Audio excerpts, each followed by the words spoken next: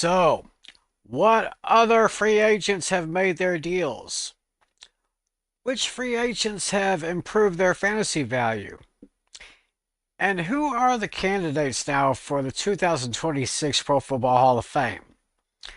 Well, we're going to find the answers to those questions and a lot more as we give you yet a second helping of free agent frenzy. That's what I'm trying to say. Hey, you thought we were done last on our last show? Nope, we got a lot more to cover, and we're going to cover that tonight right here on Fantasy Football Fever, which starts as soon as I can get this thing queued up here. All right, cue the open. Here we go.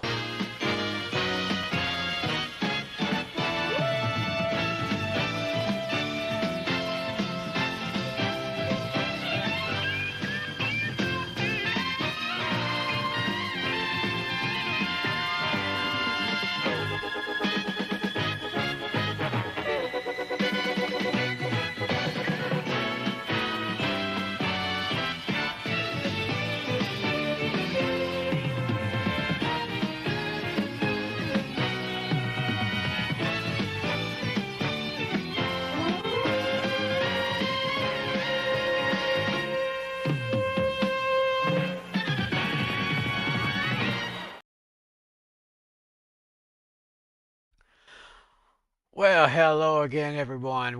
Welcome to another edition of Fantasy Football Fever for Friday night, March 28th, 2025. Wherever, whenever, and however you're watching, it is a delight to have you with us once again. Of course, I am Tim McClellan, America's favorite armchair football fan. And of course, with me as always over here, riding on his bus, going back to his homestead, of course, the host of the Hooked on Sports podcast, the one and only Mr. John Flynn. Howdy, partner. Happy Football Friday. Yeah, happy Football Friday to you and to everyone else at home watching us right now. Great to have you with us. Unfortunately, our good buddy, our league commissioner, John Talley, will not be joining us tonight. Of course, hopefully he'll be with us on our next show. But, Flynn, I gotta tell you, just when we thought the smoke was cleared, looks like there was a lot more action in the last couple of weeks since we last convened here. Yeah, but I mean, I think there were a couple of big areas that we were looking at since the end of since we last talked, and both were addressed in pretty big ways that have the football minds talking. Yeah, got a big couple of big signings here in the last week. So I say, let's not waste any time. Let's go ahead and get to the big stories here. More free agent signings in the last couple of weeks. The first big one is Russell Wilson. He has decided to part from the Pittsburgh Steelers, and he has signed with John Flynn's very own New York Football Giants, and I'm sure kind of wish that Natalie was here so I could get his thoughts on this here. So, says here at 11 starts with the Steelers last week, he averaged 15.7 fantasy points per game. He's done pretty good. Wilson now with the Giants. Now, looking at that, Russell Wilson signs with the Giants. But if I'm not mistaken, let me see that page again. Once again, they had another free agent, Jameis Winston from the Cleveland Browns. He signed with the Giants as well. So right now the quarterback depth chart is Wilson, Winston, and old Tommy Cutlets himself, Tommy DeVito. Now, Flynn, of course, we know you are a huge New York Giants fan, so can you give us a little breakdown on this thing here?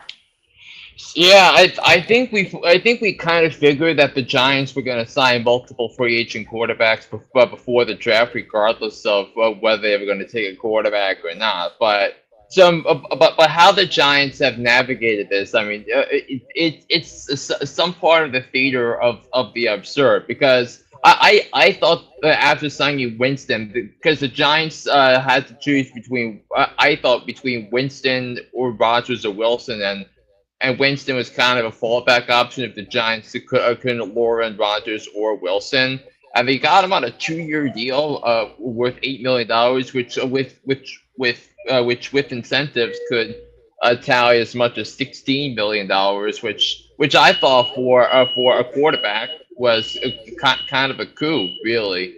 Because of how much quarterbacks are signing with other teams in terms of their salaries and all that. So look, I kind of thought with having Jameis Winston as Week 1 starter made sense. It would make for some fun Giants football. It would be we would have a very interesting case study with Malik Neighbors this season because with how much he'll throw the ball and how many targets Neighbors will have with that wide receiver room and the gap between Neighbors and the next best receiver in the room, which is Wandale Robinson and Darius Slayton. But I think adding Russell Wilson to the mix, I mean, I kind of really wonder what the answer is for the Giants here because if you really look at Russell Wilson's last 5 games, all losses against Philadelphia, Baltimore, Kansas City, a Cincinnati team that should have made the playoffs if it wasn't for that pass interference call in the Kansas City game back in Week 2 of last season, then the Ravens ran them out the door in the playoffs again. It wasn't really exactly roses for Russell Wilson in terms of performing in the against quality teams. And by the way, the Giants have 10 games this season against teams that made the playoffs last year, including 6 of them at home out of their 8 games. The two non-playoff teams that the Giants will host this season are the 49ers and the Cowboys. So not exactly that. However, with this in mind, this signing was kind of done in reaction to the consensus that the Tennessee Titans are going to select Cam Ward with the top pick in the 2025 NFL Draft, and that the Cleveland Browns are going to select Shador Sanders with the second overall pick, which means that the quarterback needy for a roster is going to have the top 2 quarterbacks gone before they even draft at 3.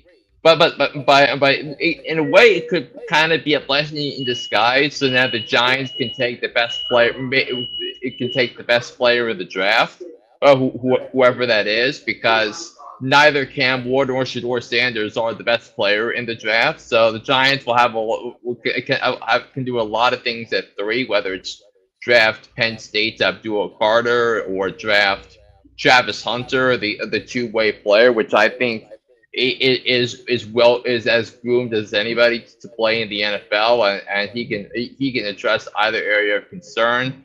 I personally would draft Abdul Carter at this point, or if you think areas of need are not addressed, maybe you can trade down and draft someone like Will Campbell, or Mason Graham, the outstanding defensive tackle from Michigan.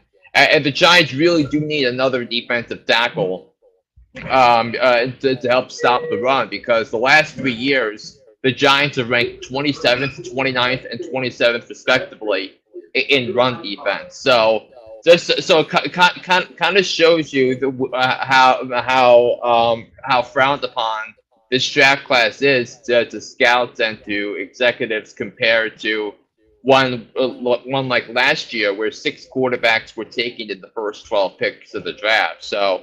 It kind of feels like this is not a situation where next year's Week 1 starter is on the roster for the Giants.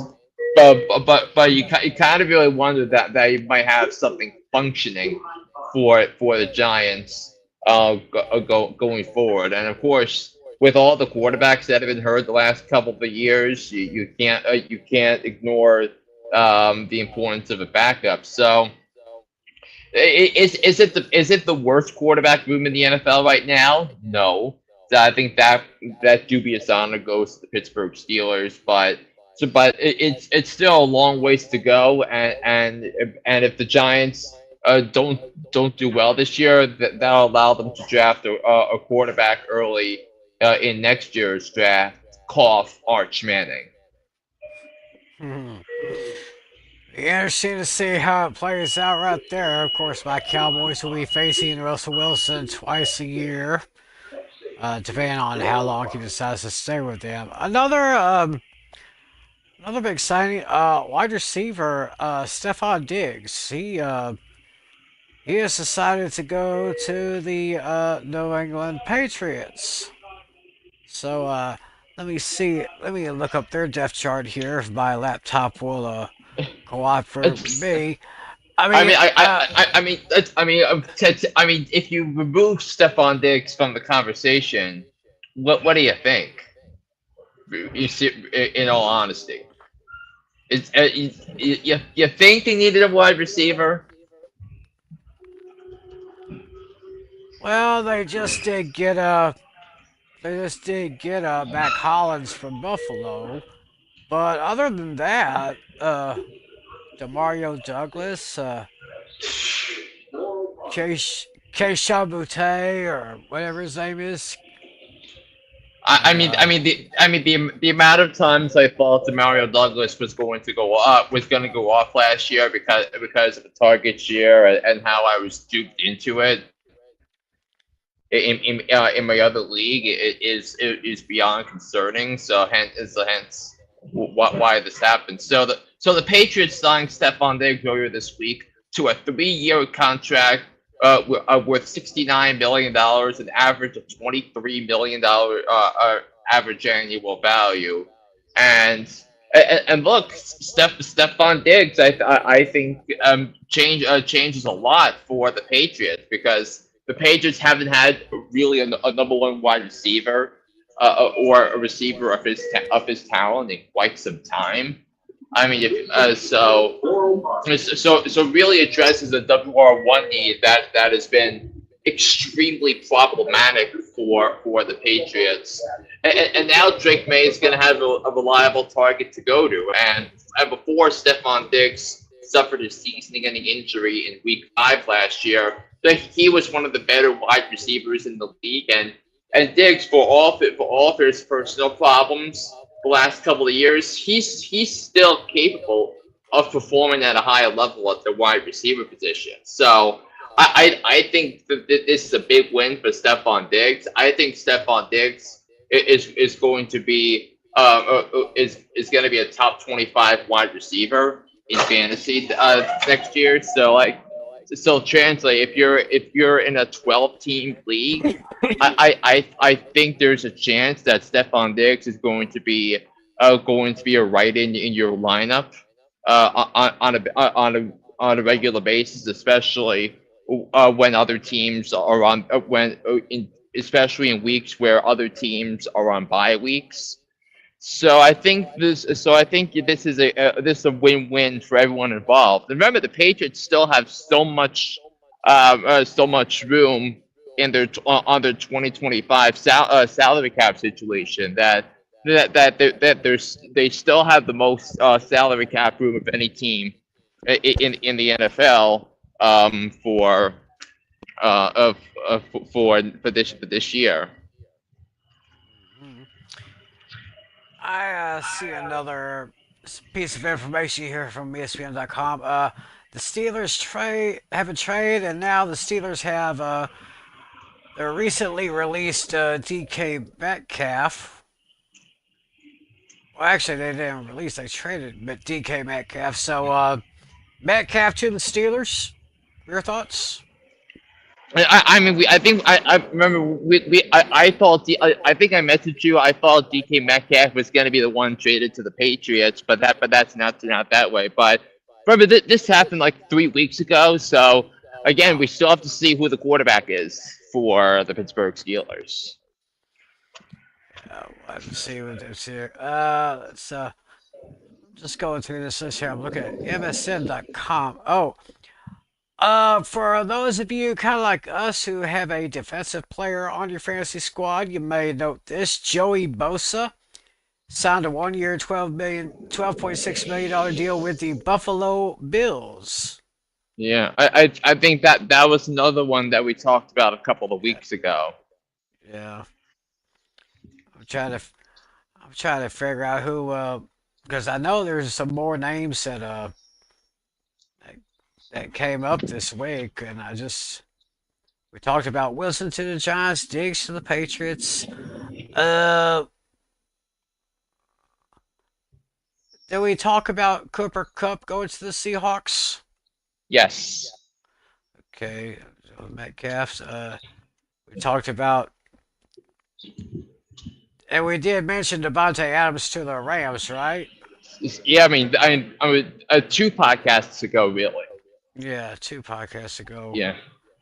Uh, Yeah. So I think those are the two big things we wanted to discuss tonight. So the two big topics. So I think for tonight's podcast, we really wanted to talk about some of the players. Maybe the most of them are already on their current teams this year. So whose fantasy values have changed the most so far throughout the course of during free agency so far, based upon like improvements around them and all of that. So I gave Tim 10 names on a list. So why don't we discuss the 10 names that I think we agreed upon for that, and then I know Tim had a name as well that he wanted to throw in, and we'll discuss there. all right, Dan. Well, go with this list here. Let me let me find that thing again here, because this list that you made here very, very, very interesting and very noteworthy right here. So let's see here. Let's go scroll back up. Yeah, I wish you told me, Tim, that we were officially going on tonight, because then I would have made a graphic for that. But I digress. Well, I apologize for that. So, okay, so the first thing that came up, Caleb Williams, quarterback for the Chicago Bears. I believe that because of that one player from the Chiefs that the Bears signed, the offensive lineman, does give Caleb Williams a little bit more protection.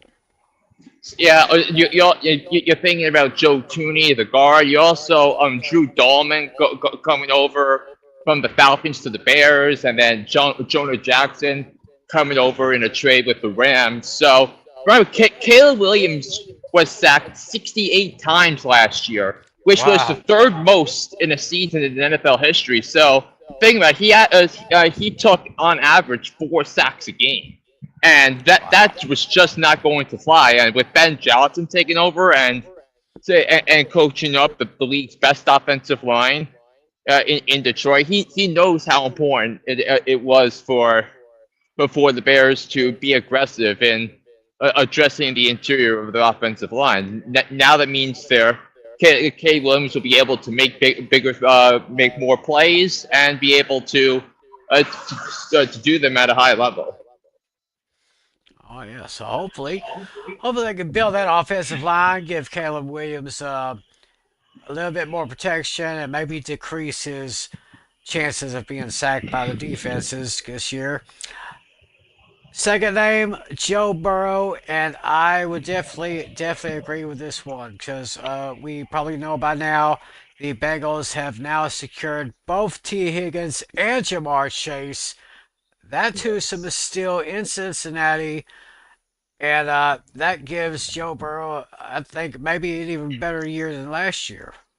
It's in. That was one of the things that wasn't really that hadn't been characterized as being official the last time we spoke. But so I mean, take a look at these contracts from Chase and Higgins.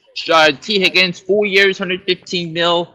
Jamar Chase, 4 years, 161 billion dollars on that contract. So he's going to average 40 billion a year in terms of salary in 2025 on his next contract, which I think is absurd. But Joe Burrow was a top five quarterback in fantasy last year, and I think having his two big guns back and him being involved in the direction of the Bengals to get those two back, I think is really encouraging. Oh, definitely, definitely. I think with that core offensive trio intact, I believe the Bengals could make some noise, especially, I mean, definitely in the AFC North, but maybe in the entire AFC, the whole conference itself. And also less noise during the off season because remember I think both receivers were not satisfied with their contract situation. Of course, T Higgins was franchise tagged last year and he wasn't really thrilled about it, and he was again this year. And of course, if you're franchise tagged, you can still work out a long term contract extension, which they did. hmm So, so happy news for everyone in Cincinnati, and actually staying in the AFC North. Jerome Ford, he re-signed with the Browns, did he? I think with Nick Chubb going somewhere else, I think he makes I think him being an RB1 and I think with him getting that, so I think that was encouraging for him. I think he could, yeah, he might get 15 20 touches a game, which I think is good news for him. Could be good. I see your next name on this list. Javante Williams. Yes, I mean both Javante Williams and Miles Sanders, but I think we can combine the two new Cowboys running backs together because Yeah.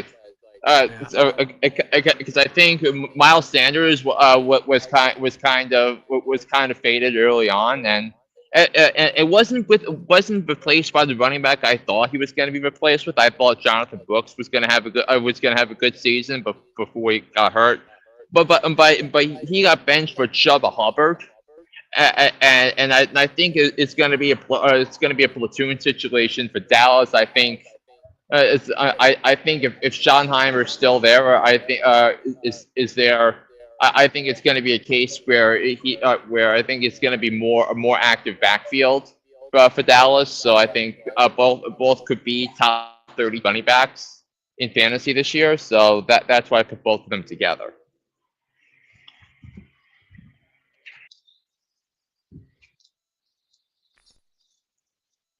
Oh, hold on a second.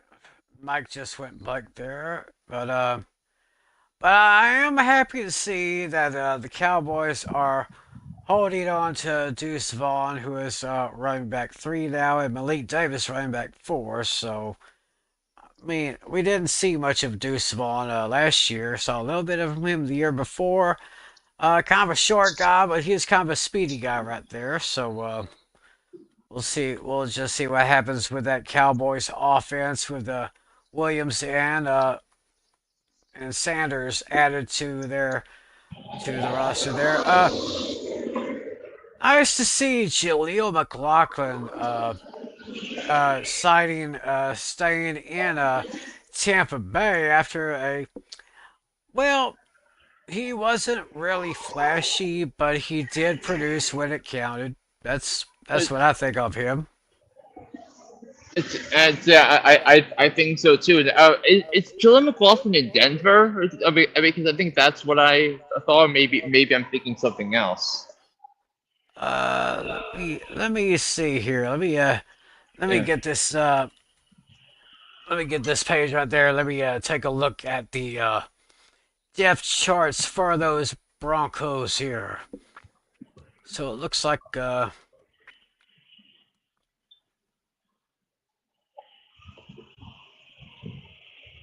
no. I'm looking at Denver, and the only the only good offensive players they got was backup wide receiver Trent Sherfield from Minnesota. Oh, I guess I guess we took good talk about Evan Ingram, tight Oh, end side. yes, yes. Evan Ingram to the Evan Ingram. Broncos. So I think I think I think this is a great addition for the Broncos, and I don't want to, and I know a lot of people are dissing this because it's Evan Ingram, but I think what Bo Nix needed is more production from tight ends and a young quarterback. Bo Nix is old for a year two quarterback standard, but it's very nice to have a pass catching tight end so that can help out in the passing game. So I wouldn't be surprised if Evan Ingram finishes in the top 10 in fantasy at tight end this year. Yeah, I think he might do that. Now it might have been some other player that I was thinking of when mentioned Tampa Bay. But I digress. Let's see here. Oh, speaking of your Giants, and you mentioned him earlier, Malik Neighbors. Yeah, there are some serious fantasies of Malik Neighbors catching 2,000 yards next season, which if Jameis Winston winds up getting a lot of playing time. So I think that's why Malik Neighbors was already pretty solid as a wide receiver, but now if the Giants can get better quarterback play, I mean the sky's the limit for Malik Neighbors. I mean you bet he's going to be gone within the first 20 picks of both fantasy drafts this year. Oh yeah, definitely. Hey, shout out to Pizzle, Alex, our man, A Pizzle 90. Good to see him here. Of course, he's got his Painted Game Pick'em show, which will be returning in September. So y'all stay tuned for him. He'll be back. So next name I see here. Oh, I can really see this guy really having his breakthrough year. Maybe this guy here, Jackson Smith Njigba. I think sure. I think the quarterback might be a bit of a downgrade for Seattle going from Geno Smith to Sam Darnold, but I think his target share, Jack Smith and Jigba, is going to go up with DK Metcalf gone. Yeah, it could be DK Metcalf gone, and yeah. Let's see here. Let me see here. Let me see the Tampa. Who I wonder who I was thinking of. I was thinking Tampa Bay. I mean, didn't somebody just sign another contract to Uh, stay in Tampa Bay? I don't remember. No. Oh, no. But still, I think it's going to be a situation where Bucky Irving is going to be RB1, the rookie from last year who came on strong at the end. Oh yeah, I can see his numbers definitely going up this coming year. You mentioned Devon Achan. Yeah, I think Raheem Mostert no longer there. I think he's now with Vegas or San Francisco now, with the Raiders of the 49ers. So I think now you can stamp home more of a workload for Achan. All right, okay.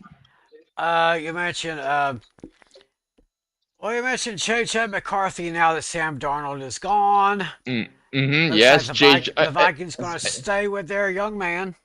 Yeah, and I think based on the quotables from Kwesi Adolfo-Mensah, the GM, I think that they're going to do everything they can to make sure JJ McCarthy is the Week 1 starter for the Minnesota Vikings this year. That's right. That's right. And oh,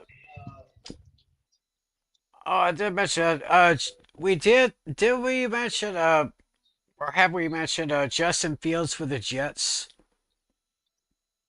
Yeah, I don't think we did. Did I put that on my list? That's not on your list. I have a few Yeah. names written here on my pad here. Yeah, yeah. I mean, so like, so I mean, I have like ten minutes left before I have to go somewhere, so we can run these off quickly. So, I mean, Justin Fields, I think if the Jets are going to be running if this is going to be a run first offense, I think. I think this might benefit Justin Fields a little bit, but I'm not sure if he's the answer for the Jets in terms of the wins and losses. All right. Um, Najee Harris, formerly of the Seahawks, now with the Los Angeles Chargers. I mean, going from the Steelers to the Chargers to reach up four straight 1,000-yard seasons. Now it's going to be something where in Greg Roman's offense, is it going to be a situation where he's going to have to share the ball a little bit? I think he's going to be still be the RB1. I still think he can run for 1,000 yards, but I think a lot of it's going to have to see about the draft because there are like 7 or 8 good running backs that are going to be available in day 2 and 3 of the draft. So he's a winner for now. We'll see what the Chargers do in the draft. But I'm sure given um, uh, given Ortiz's track record with Baltimore that they want to be able to run the ball. Yeah, it's just my and I think we might have mentioned this guy on our last show. Now that Debo Samuel has gone to the Commanders, looks like Ricky Pearsall could be in a few more targets, and that may increase his fantasy value. Yeah, yeah, and I definitely think so. So I think he's kind of a fantasy winner in this so far. Yes. Maybe I wrote down Khalil Shakir. Maybe I mean It's, it's, Buffalo's been having their receiver issues, but I believe with the re-signing of Shakir, they got another good. They have that target for Josh Allen. yeah, I mean also maybe they also added Joshua Palmer as well, but I definitely think the rapport between the Josh Allen and Khalil Shakir, both of them signed contract extensions earlier this month. And given that his reception rates is in the upper 70s, it's pretty good. Okay. I'm looking over here. Looks like did we mention Chris Godwin re-signing with the Bucks? I think that's who I was thinking of. It's yeah, but I think how we view Godwin this year is the same as last year before he got hurt. Yeah. Not real change there. Let's see here. Talked about this. When was this? Aaron Jones re-signing with the Vikings. It's, yeah, He he's yeah he is yeah he stayed on with the Vikings. He was a top 20 running back last year. I think it's gonna be the same this year. Yeah. Okay, just looking at some other names here, looking at some positives and negatives here. Uh, I know there had to be some more signings. Let's see here. Why the Raiders? Okay, so the Jets continue to rebuild their core. Uh, Josh Reynolds. Do you know much about him? He was just signed with the Jets. So I think he was a backup for the Ram. I think he was a second level receiver for the Rams, but I think it's just mainly for depth purposes. Maybe So for depth so purposes. Okay. yeah, and not really a one that threads the needle, Right. So or I should or I should say moves the needle. right. So just trying to oh this here. I was just so ill prepared for this thing here. We got a who's okay, what's this here? I I was gonna try to save this for later, but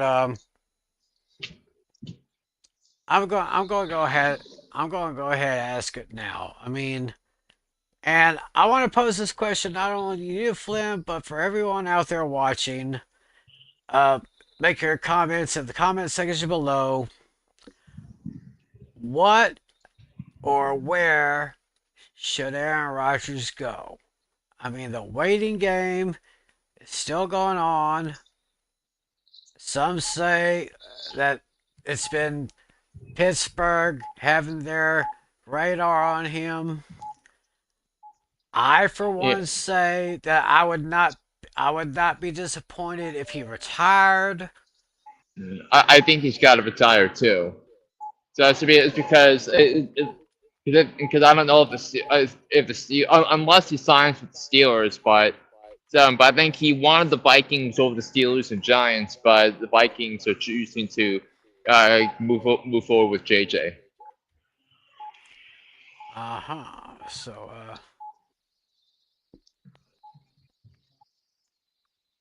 just looking at landing spots for the free agents here. So, what free agents are there remaining? I mean, It's, I gotta take a look at this here. 25 remaining free agents. Huh. Of course, Rogers is one of them.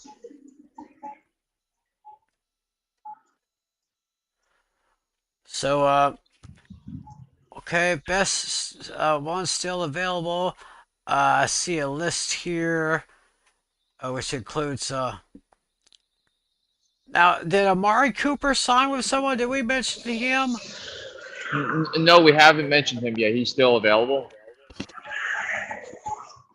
I'm looking at PFF.com, and I see Amari Cooper, Asante Samuel, Keenan Allen, Von Miller, Cedarius Smith, Calais Campbell, J.K. Dobbins, Stephon Gilmore. There's a whole bunch of Joe Flacco, Fonville. There's there's a good list of them. I guess most of them are on the defensive side of the ball. J.K. Dobbins, Deontay Johnson. Uh, we mentioned Nick Chubb earlier, Yeah, and Gus Edwards, but was it's still gonna have to remain and see what where they sign. right? Nelson Yeah. Aguilar, Vaughn Bell, just like Demarcus Walker, Gerald Everett, Marcus Williams. A good quarter there. So yeah, there's a according to this, there's like 62 free agents that are still available out there, just waiting for some team to sign them. Yep.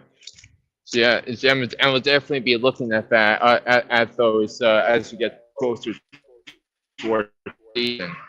So Tim, so do you have your picture of the Hall of Fame nominees for 2026? Yes. So let me go ahead and get this thing here. Uh, yeah, if I can get it. I just downloaded it just a few moments before we went on the air, and I got it downloaded. Now all I gotta do is just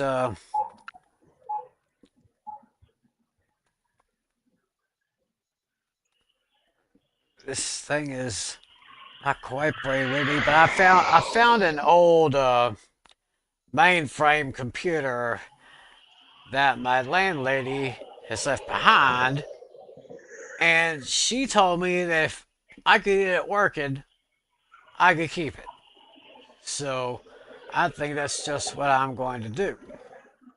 So let me get this get this picture here from my downloads list. What I got here,